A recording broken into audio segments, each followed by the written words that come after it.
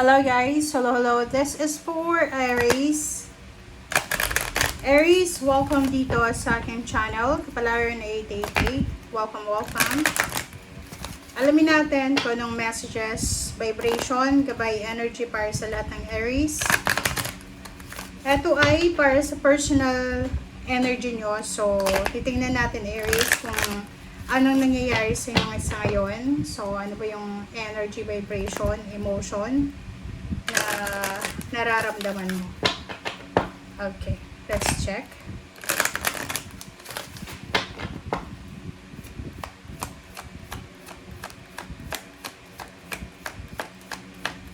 Okay. Aries.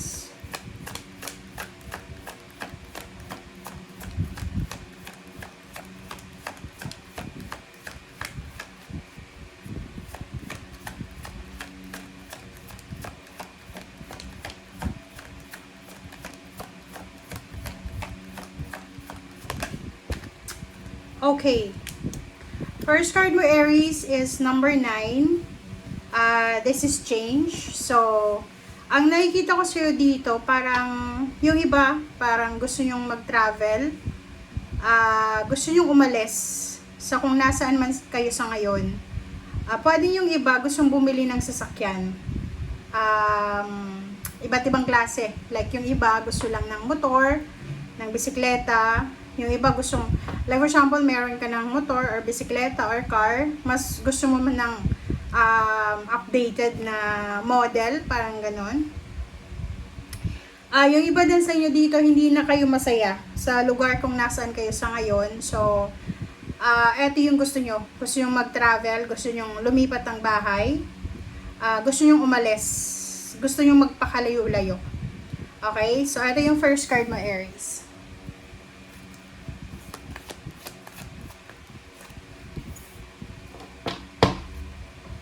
Okay, family room. Number 21-3. So, nakikita ko sa'yo dito. May ibang Aries na parang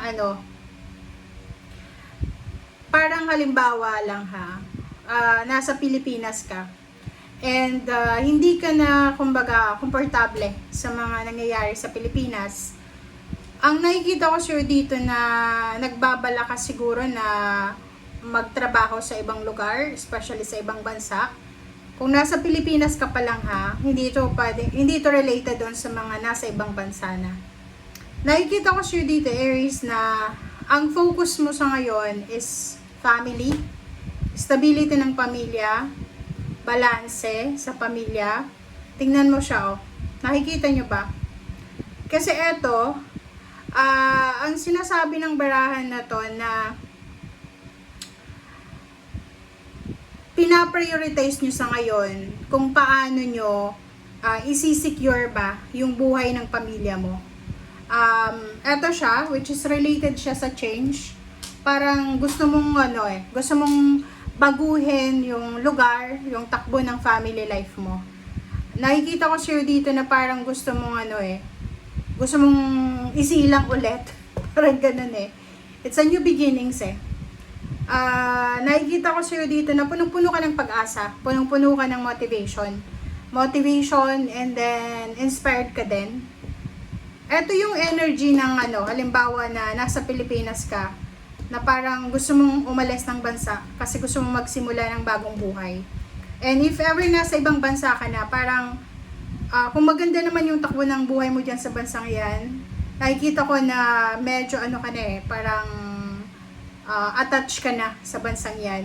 And yung iba naman, gusto nyong lumipat sa, like for example, nasa Middle East ka, gusto mong lumipat sa Europa, sa Amerika, sa Canada, sa Australia, sa New Zealand, parang ganun. So, marami kang, kumbaga, minamanifest na pagbabago para sa iyo and the rest ng family mo. Okay? Okay, so please comment down below.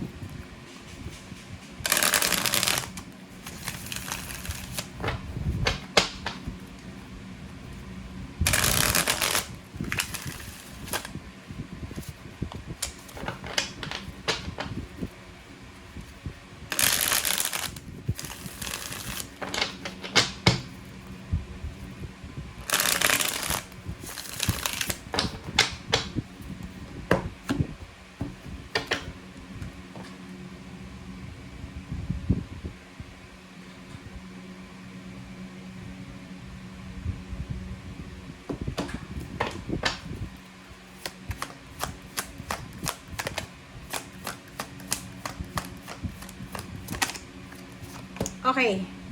First card natin is King of Pentacles. Atong King of Pentacles na to, sinasabi ng bara sa'yo dito na, yun, ihanda mo daw yung sarili mo. You need to prepare yourself kasi etong King of Pentacles na to, it's either this is the opportunity, financial opportunity, or parang ano siya this is your inspiration ngayon. Parang nakikita ko siya dito na gusto mong makuha to. Financial freedom. Mayroon kang minamanifest na certain amount of money. Like, eto yung gusto mo Parang, alam mo, gusto mong makaipon ng pera, gusto mong ma-promote sa trabaho, gusto mong makuha yung financial success na minamanifest mo, parang ganon. Okay? So, please comment down below if you're resonated. Kasi ang nakikita ko sa'yo dito, parang ano to kahit anong mangyari, gagawin at gagawin mo, hahanapin at hahanapin mo siya. Atong financial success na yan, na sinasabi ng baraha. Okay?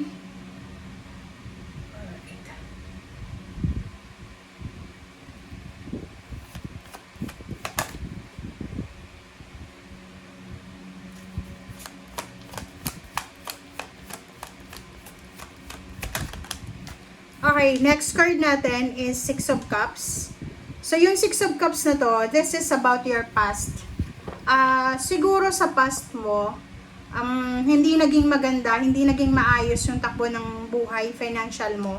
Like, for example, isinilang ka na sobra-sobra yung paghihirap nyo, or pwedeng lumaki ka, nagkaisip ka na struggle talaga sa finances. So, sa ngayon, nakikita ko sa'yo dito na ayaw mo nang bumalik sa dati na sitwasyon. Ayaw mo nang maghirap, ayaw mo nang maranasan kung ano yung naranasan mo dati. Kung kaya't gagawin at gagawin mong lahat. Makaalis ka lang dyan. But the Five of Wands is here. So, sinasabi ng bara sa'yo na yun. Yung motivation mo, okay naman siya, pero kailangan mong malaman na yung pangarap mo is hindi siya madali. Okay? Hindi siya madali. So, kailangan mong ilaban siya. Kailangan mong ipaglaban yung pangarap mo. So, kahit saang lugar ka pumunta, hindi mo masasabi na sa Pilipinas lang, sa Pilipinas ka lang maghihirap. Okay? Kasi, kahit yung mga OFW sa ibang bansa, wala ni isa sa kanila na talagang masasabi mo na financially stable and secured na. Kasi araw-araw kumakayod So, sabi ng baraha sa'yo dito na kahit saang lugar, okay, pwede kang maghirap kung hindi ka kikilos. So, sinasabi ng baraha sa'yo, ihanda mo daw yung sarili mo para sa mga laban. Okay? Laban na hindi mo kayang kontrolin. Okay? Kailangan mo lang na lumaban. Lumaban sa hamon ng buhay, parang ganun. Okay, 'di ba? Knight of Cups. Ang Knight of Cups na 'to, sinasabi ng baraha na if you are Aries na may asawa, kung may asawa kang Aries, sinasabi ng baraha sa iyo na mag-iingat tayo sa pakikipag-deal sa relationship natin kasi baka under attack ka ng temptation. May mga nagkakagusto ba sa iyo, like yung ex mo gustong bumalik sa iyo, ganyan ganito. Yung taong ito ay posibleng kung lalaki ka, babae siya. So, yung babae na yan, kung lalaki ka, babae yan. Kung babae ka, lalaki ito. Yung taong yan ay posibleng sasamantalahin niya yung pangangailangan mo. So, like for example, kailangan mo ng pera. Dahil sa may gusto siya sa'yo, okay? Kung ano yung kailangan mo, yun yung aanuhin niya. Yun yung i-offer niya sa'yo. Okay? So, like for example, alam ng taong yan na wala kang trabaho. So, ang gagawin niya, ibibigay niya kung ano yung wala ka. Pera, trabaho, negosyo, or whatever man, na pwedeng, kumbaga aanuhin ka niya, anong tawag doon? Itatrap ka niya sa kanyang plano. Okay? Babae ka man or lalaki. So, mag-iingat kayo, Aries.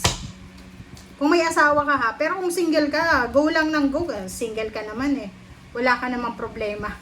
'Diba? So, doon lang sa mga asawa.